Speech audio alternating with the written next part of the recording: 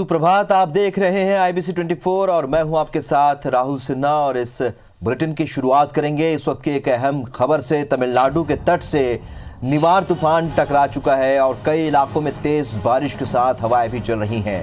निवार के चलते NDRF की टीम अलर्ट मोड पर है। छत्तीसगढ़ में भी मौसम का मिजाज बदल सकता है। छत्तीसगढ़ में भी बारिश की चेतावनी जारी कर दी गई है।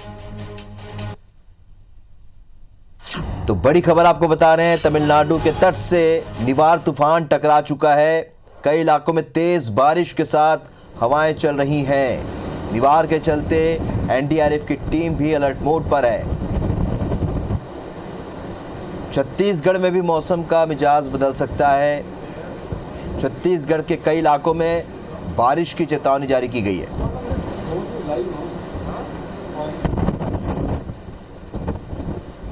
तो बड़ी खबर आपको बता रहे हैं, निवार तूफान तमिलनाडु और पुडुचेरी के आ चुका है और इसके साथ ही तेज बारिश शुरू हो चुकी है। छत्तीसगढ़ के कई इलाकों में भी तेज बारिश के साथ हवाएं चल रही है और आगे भी बारिश की संभावना जताई जा रही है। अलर्ट जारी किया गया है।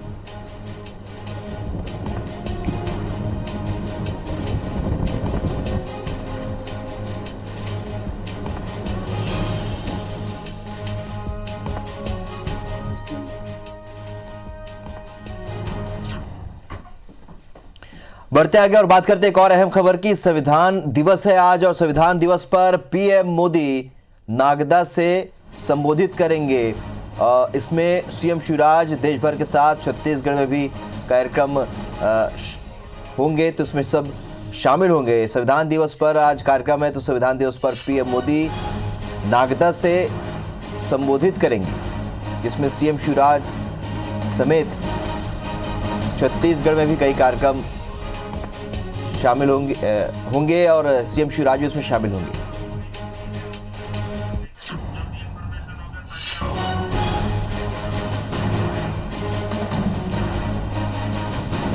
तो आज संविधान दिवस है और इसे लेकर बहुत से कार्यक्रमों का आयोजन है। नागदा से PM मोदी आज संबोधित करेंगे देश भर के साथ। छत्तीसगढ़ में भी कई कार्यक्रम हैं। CM शिवराज भी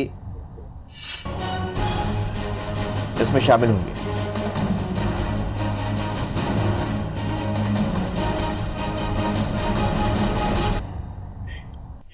इधर छत्तीसगढ़ के DGP DM अवस्थी आज बैठक लेने जा रहे। एक अहम खबर आपको बता दें, प्रदेश के सभी जिलों के अपराधों की आज समीक्षा बैठक लेंगे। बैठक में इस साल हुए अपराधों की समीक्षा की जाएगी। आज रायपुर जिले की समीक्षा बैठक होगी। बैठक में रायपुर जिले के सभी पुलिस अधिकारियों को अपने अपने सब डिवीजन में हुए अपराधों से जुड़ी तमाम जानकारी के साथ मौजूद रहने के निर्देश दिए गए हैं। बता दें कि बीते कुछ समय से प्रदेश में अपराध की घटनाओं में इजाफा हुआ है। हाल ही में प्रदेश के गृह मंत्री ताम्रध्वज साहू ने भी कानून व्यवस्था को लेकर समीक्षा बैठक की थी। तो छत्तीसगढ़ के DGP DM अवस्थी आज प्रदेश के सभी जिलों के अपराधों की समीक्षा बैठक लेंगे और आज पहले दिन वो रायपुर जिले की समीक्षा करेंगे। बैठक में साल भर हुए अपराधों की समीक्षा की जाएगी।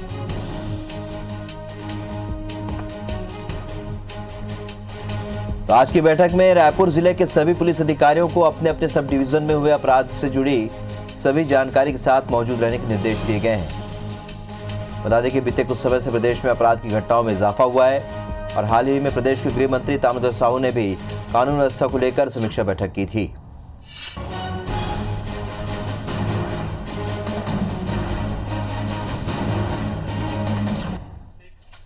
बढ़ते आगे और बात एक और अहम खबर की करते हैं। छत्तीसगढ़ में 1 दिसंबर से धान खरीदी शुरू होने वाली है और इसे लेकर शासन और सभी जिलों में प्रशासन स्तर पर तैयारियां चल रही हैं। खाद्य मंत्री अमरजीत भगत लगातार इसकी मॉनिटरिंग में लगे हुए हैं। तो आज वो सरगुजा और जशपुर जिले के दौरे पर रहेंगे, जहां वो धान खरीदी केंद्रों का जायजा लेंगे और धान खरीदी को लेकर किए जा रहे इंतजामों के बारे में जानकारी लेंगे। पत्थलगांव के जामझोर में नए धान खरीदी केंद्र का उद्घाटन भी आज खाद्य मंत्री अमरजीत भगत करेंगे।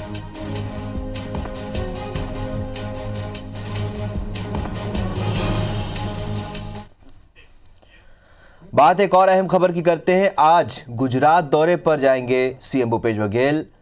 कांग्रेस नेता अहमद पटेल का आज अंतिम संस्कार है, जिसमें वो शामिल होंगे। गुजरात के पीरामन गांव में उनका अंतिम संस्कार किया जाएगा। अंत्येष्टि में आज सीएम भूपेश बघेल भी शामिल होंगे। तो गुजरात दौरे पर रहेंगे आज सीएम भूपेश बघेल। कांग्रेस नेता अहमद पटेल का आज अंतिम संस्कार है। और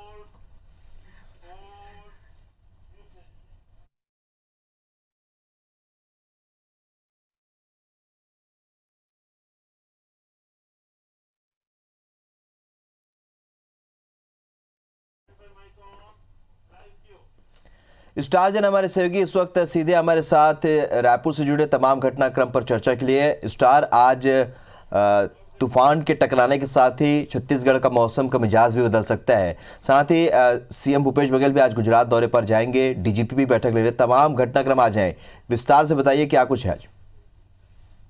पहली बात बता दूं कि मुख्यमंत्री भूपेश बघेल कुछ ही देर बाद गुजरात दौरे के लिए रवाना हो जाएंगे। दरअसल वो गुजरात में जो भरूच जिले में जो अहमद पटेल है, उनका जो अंतिम संस्कार कार्यक्रम रखा गया है उनके गृह ग्राम में, भरूच जिले में आता है, वहाँ पर वो जाएंगे और उनके श्रद्धांजलि, उनके अंतिम संस्कार कार्यक्रम में शामिल होंगे और परिवारों के साथ सांत्वना देंगे। और इसके अलावा बात करें तो वो दोपहर वहाँ उस कार्यक्रम में शामिल होने के बाद लौट कर आ जाएंगे। इसके बाद अगले कार्यक्रम की बात करें तो एक बड़ा कार्यक्रम है खाद्य मंत्री अमरजीत भगत का। वो लगातार मॉनिटरिंग में लगे हुए हैं क्योंकि 1 दिसंबर से राज्य में धान की खरीदी होनी है यहाँ, और उसकी मॉनिटरिंग कर रहे हैं। आज इसके लिए सरगुजा संभाग के दौरे पर भी रहेंगे और वहाँ कुछ एक जगह धान खरीदी केंद्रों का शुभारंभ भी, वो नए जो धान खरीदी केंद्र बनाए गए हैं उसका शुभारंभ भी करेंगे।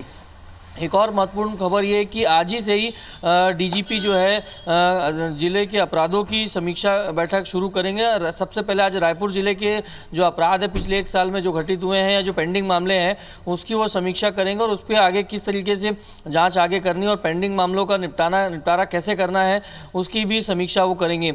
और सबसे अलावा सबसे प्रमुख खबर जो एक और जिस पे सबकी नज़र है वो है मौसम की। दरअसल जो साइक्लोन है वो आज तमिलनाडु में टकराएगा और उसका असर सीधा सीधा छत्तीसगढ़ में भी पड़ेगा, क्योंकि पश्चिमी विक्षोभ की भी एक हवा पश्चिम दिशा से आ रही है और तमिलनाडु से जो साइक्लोन आ रहा है उसकी हवा भी आ रही है। तो दोनों जो हवाएं आ रही है क्रॉस अपोजिट डायरेक्शन से छत्तीसगढ़ के आसमान में वो टकराएंगी और जिसकी वजह से यहाँ पर हैवी रेनफॉल होने की चेतावनी आज मौसम विभाग ने दी है और सुबह से बादल छाए हुए हैं। न सिर्फ रायपुर में बोले पूरे छत्तीसगढ़ में ये स्थिति है और अगले 24 घंटे में लगातार कई स्थानों पे भारी बारिश की भी चेतावनी मौसम विभाग ने दी है यहाँ। और इसको लेकर साथ ही साथ राज्य शासन ने भी अलर्ट रहने के निर्देश किसानों को भी दिए हैं और साथ ही कलेक्टरों को भी दिए हैं, क्योंकि 1 दिसंबर से धान खरीदी शुरू होनी है, जिसको लेकर काफ़ी मात्रा में धान की रैकिंग बना के किसान रखे हुए हैं या खरीदी केंद्रों में पहुंच चुके हैं। तो ये एक बड़ी खबर है जिस पर नज़र सबकी है, क्योंकि साइक्लोन काफ़ी हैवी है और उसका असर काफ़ी व्यापक देखने को मिल सकता है। चलिए, तो कुल मिलाकर मौसम समेत राजनीतिक घटनाक्रम के अलावा डीजीपी की बैठक पर आज हमारी भी नज़र लगातार बनी हुई है। दर्शक भी इन तमाम घटनाओं पर नज़र बनाए हुए हैं। आप इस चर्चा के लिए जुड़े, इसके लिए बहुत बहुत शुक्रिया स्टार आपका। बढ़ते हैं आगे और बात करते हैं एक और अहम खबर की। शिवराज कैबिनेट की आज बैठक है। ग्वालियर रीवा की सरकारी प्रेस बंद करने का इसमें फैसला होगा। राजस्व विभाग ने प्रस्ताव कैबिनेट में स्वीकृति के लिए भेजा है। बैठक में कुल 25 प्रस्तावों पर चर्चा होगी। तो पशुपालन विभाग का नाम बदलने पर बैठक में चर्चा होगी। अब पशुपालन और डेयरी विभाग इसका नया नाम होगा। 2000 गौशालाओं के खोलने की घोषणा पर भी आज चर्चा हुई।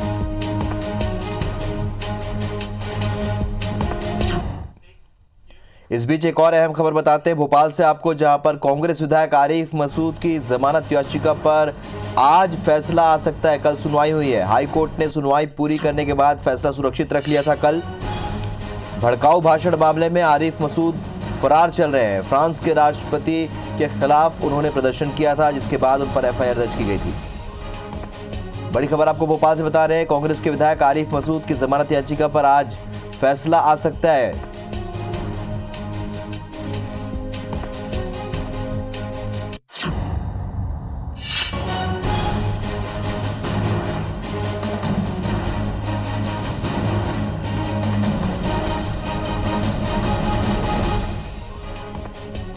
नवीन सिंह हमारे सहयोगी इस वक्त और ज्यादा जानकारी के साथ इस वक्त सीधे भोपाल से जुड़ रहे हैं।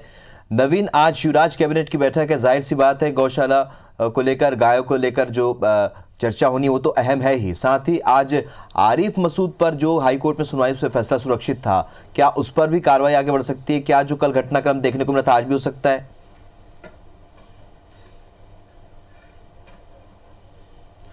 देखिए, उपचुनाव के बाद मध्य प्रदेश में पहली दफा शिवराज कैबिनेट की बैठक होने जा रही है। तकरीबन 24 से 25 प्रस्ताव हैं और आधा दर्जन प्रस्ताव बेहद महत्वपूर्ण है मध्य प्रदेश के विकास के लिए, मध्य प्रदेश के सरकार के लिए। तो आज उन प्रस्तावों पर चर्चा होनी है। सबसे पहले अगर प्रस्ताव की बात करें तो ग्वालियर और रीवा में सरकारी प्रेस है, सरकारी प्रेस को बंद करने को लेकर भी आज कैबिनेट की बैठक में एजेंडा आना है। और तकरीबन इस अगर ये फैसला होता है तो 200-250 से ज़्यादा के कर्मचारी 250-300 के आसपास कर्मचारी सीधे तौर पर प्रभावित होंगे। सरकार ज़रूर इनको कहीं ना कहीं एडजस्ट करेगी अगर सरकारी प्रेस बंद होती है, तो ये एक बड़ा एजेंडा है। दूसरा बड़ा एजेंडा है Madhya Pradesh power transmission company 800 crore का लोन लेना चाहती है कैनरा बैंक से 7.35% की दर से।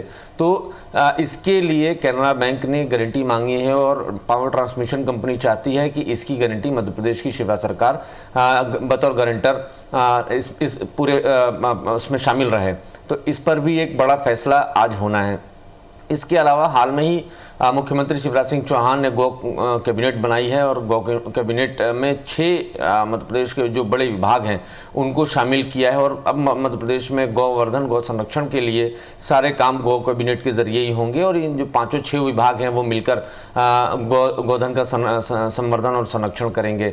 तो इसी विभाग का जो नोडल एजेंसी है, जो नोडल विभाग है, उस विभाग के नाम को बदलने का प्रस्ताव भी आज आना है। पशुपालन एवं डेयरी विभाग करने का प्रस्ताव आज इस कैबिनेट की बैठक में आना है। शिवराज जी ने कुछ दिनों पहले ही ऐलान किया है कि 2000 गौशालाएं मध्य प्रदेश में खोली जाएंगी।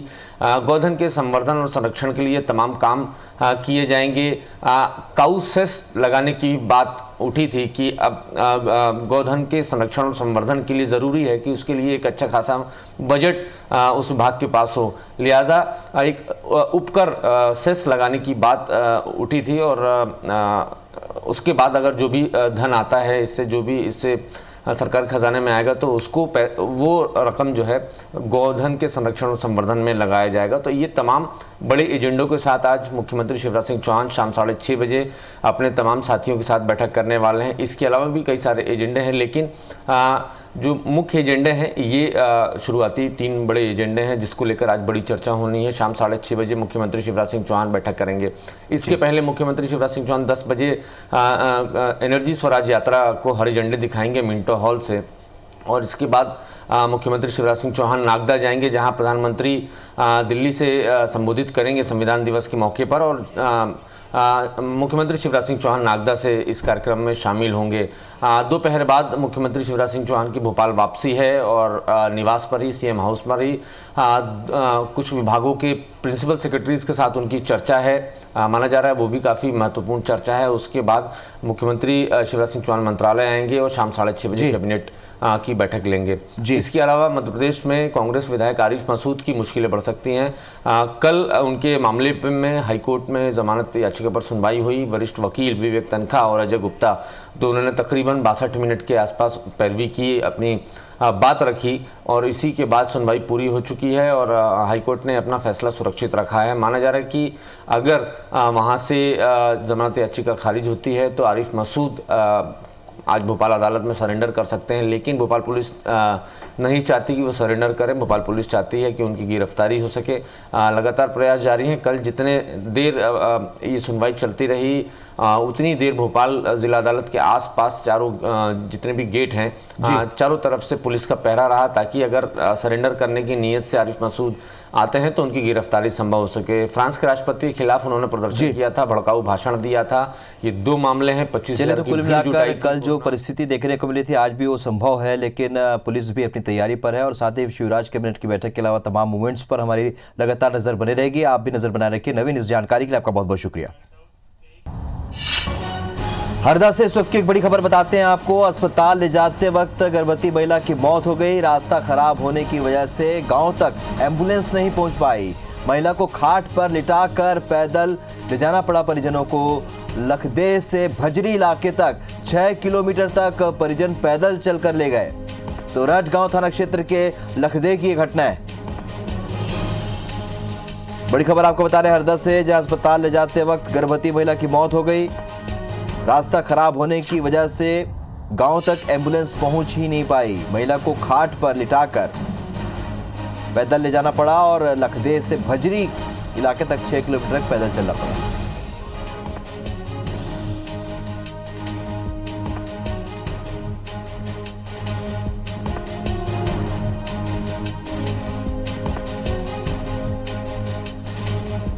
हमारे संवाददाता इस वक्त हमारे साथ फोन लाइन पर जुड़ चुके हैं। ये स्वास्थ्य व्यवस्था की जो लचर व्यवस्था देखने को मिल रही है, ये क्या कुछ मामला है और क्या कुछ इसमें आगे कार्रवाई होगी?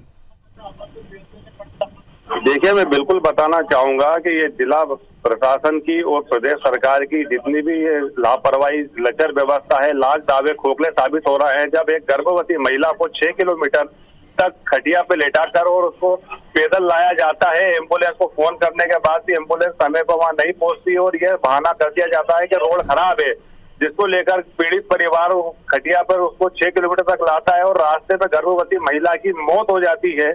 उसके बाद भी जिला प्रशासन सबक नहीं ले रहा है और इस टाइप के आए घटना हो गई है। एक ये बड़ी घटना है। उसके बाद अभी फिलहाल पुलिस विभाग द्वारा मर्ग कायम कर मामला दर्ज किया गया है। आज परिजन जंगल के करीब मामला है ये वनग्राम का। आज परिजन आएंगे, शव का उनकी मौजूदगी में पीएम होगा, उसके बाद ही आगे की कार्रवाई की जाएगी। बिल्कुल, और ये तस्वीरें हम दिखा रहे हैं इस वक्त किस तरीके से खाट पर महिला को ले जाया जा रहा है और ये व्यवस्था साफ तौर पर सवालिया निशान लगाता है जिला प्रशासन और सरकार की व्यवस्था पर। फिलहाल स्वास्थ्य विभाग की ओर से या प्रशासन की ओर से क्या जवाब मिल रहा है? फिलहाल अभी स्वास्थ्य विभाग अपनी गलती मानने को तैयार नहीं है, लेकिन पुलिस विभाग द्वारा जब जिला अस्पताल सब लाया गया तो डॉक्टरों द्वारा उसको मृत घोषित कर दिया गया है। पुलिस चौकी वहां पे स्थिति उन्होंने मर्ग कायम कर लिया है और बताया कि विवेचना की जा रही है। आज उसकी वास्तविक स्थिति का पता चल पाएगा जब परिजन आएंगे और उसका पीएम होगा, उसके बाद ही स्थिति क्लियर होगी। बिल्कुल, और जो तस्वीरें हम अपने दर्शकों को दिखा रहे हैं और शायद वो साफ तौर पर इससे समझ में आता है कि क्या कुछ यहाँ पर व्यवस्था होगी। अगर जिस क्षेत्र की बात चल रही है लखदे, यहाँ पर लखदे से भजरी तक जो 6 किलोमीटर का पैच है, यहाँ पर क्या वास्तव में सड़क की व्यवस्था नहीं, और अगर नहीं बनी तो इसके पीछे कौन जिम्मेदार है? देखिए, मैं स्पष्ट करना चाहूंगा कि यहाँ पे लगातार 15 वर्षों से बीजेपी के संजय शाह विधायक हैं और इनके बड़े भाई जो है विजय शाह, तो वो भी मंत्री हैं और इनका एक गृह ग्राम के आसपास का ये मामला है जो लाखादे है और बड़जीडी के बीच में सड़क वाकई इतनी खराब है कि वहाँ आना जाना मुश्किल है। 2 पहिया वाहन तक चलाना बड़ी मुश्किल हो जाती है, तो 4 व्हीलर वाहन कैसे जाएगा। उसके बाद भी वन ग्रामों में कई ऐसे गांव है जहाँ पे आज भी इस टाइप के हालात है, लेकिन कभी भी ये जनप्रतिनिधियों ने वहां पे गए नहीं, ना इसका सबक लिया, और जिसके कारण है कि ये बड़ी घटना घटित हो गई। चलिए, इस जानकारी के लिए आपका बहुत बहुत शुक्रिया। तो हरदा से तस्वीरें, खाट पर सिस्टम साफ तौर पर समझ में आ रहा है क्या कुछ व्यवस्था यहाँ पर लोगों को मिल पा रही है। तो सुबह 7 बजे की खबरों में फिलहाल इतने, लेकिन ताज़ा अपडेट के लिए आप बने रहिए एप्स 24 के साथ। नमस्कार।